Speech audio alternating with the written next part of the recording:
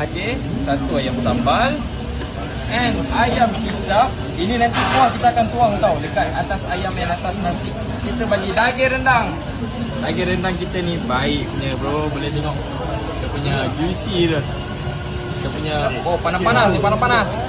Okay, and kita bagi lagi sikit lagi.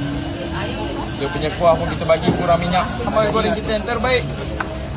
Nampak simple tapi kena rasa dulu dia punya power macam mana pergi dia. Ini sambal goreng kita. Mi goreng. Mi goreng kita ni nampak macam biasa, nampak macam kering tapi kena rasa dulu dia punya lada hitam dia kat dalam tu. Ini ayam kicap punya kuah. Oh. So kita kuras. Sap.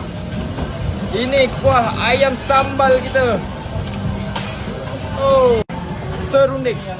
Dia punya the best combo for nasi ambeng original Jawa. So ini timun timun kita bagi 4 atau 5 lah. Ni kita punya ikan masin kita. Ikan masin kita rangup, jangan risau. Boleh makan bawa puas 2-3 orang, insya-Allah kenyang, saya jamin.